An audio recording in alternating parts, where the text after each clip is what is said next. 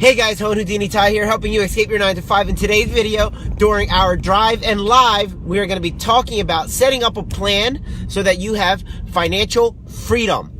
I talk to a lot of people who want to get into real estate because they know that it is the vehicle that will help them get the financial future that they want, to pay off the debts, to go on the vacations, to do whatever it is that they want financially. The thing is, they don't know what to do with it, right? And I don't blame them. I just recently posted that if you aren't properly trained, even for 15 minutes, you won't know how to work a McDonald's cash register. As simple as something like that may be. If you're not trained on it, you won't know what to do. So people who want to jump into real estate, I don't understand how they think they can just jump into it without the proper training. So that's what we do.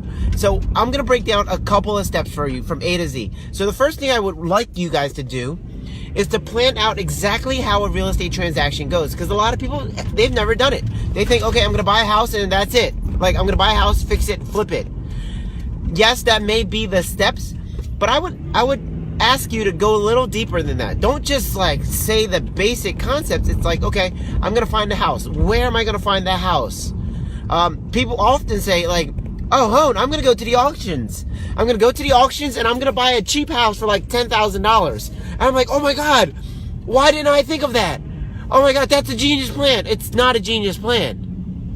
The thing is, you don't even know how an auction works. That's why you think going to the auctions and finding a cheap house is the strategy. It's not. It is not. If you've ever been to an auction, then you'll know that currently the buyers are bidding everything up like crazy. So it's not really a good source of properties if you don't know what you're doing. There's also a lot of things that you got to worry about, like the right of redemption clause and all kinds of other stuff. So it's not necessarily the best way. So what you should do again is plan out where you're going to find the property, like a clear strategy. Like, I'm going to market to tax liens, people who have tax liens on their properties. I'm going to market to them and appeal to the fact that they owe money on taxes and that they might lose their house, but instead of losing their house, they can sell the house and make some money.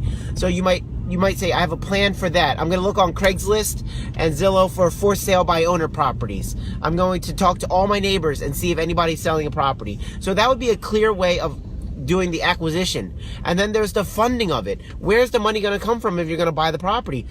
Do you have the money? Are you going to go to the bank? If you're going to go to the bank, what bank? What bank are you going to use? So you have to be clear, because if you just have a fluffy plan, that it's probably not going to work. It's going to break down somewhere. And once you have this plan, show it to somebody. Show it to somebody who's been experienced in what it is that you're doing. They will point out any of the flaws, any of the holes, anything like that, so that your plan can actually be put into action. Because if you have a plan full of holes and you try to implement that plan, it's going to break. It's either not going to take off, it's never going to get off the ground, or it's going to take off and you're going to lose money. Neither of which you want. So that's the thing, right? Set up this plan, and then at the end, you got to know how much money you want to make on every deal that you do. So have all of that set up, show it to somebody, and then you have a shot at actually making money in real estate, and then, you know, getting that financial freedom and paying off debts and blah, blah, blah, whatever it is. If you've been sitting on the sideline now for over a year, then obviously you don't have a plan. You could blame it on your kids and your job and blah, blah, blah, blah, blah. Those are just excuses. They won't further you at all. So just take a look inside, right? If you have been sitting on the sideline for a year, then you should actually start putting into action what I just said. Write down your plan and then show it to somebody. Once you have that plan, then maybe, just maybe, you will be deserving of having that financial future you speak of. All right, well, that's it. That was my Drive and Live, Facebook Live. All right, y'all. Peace.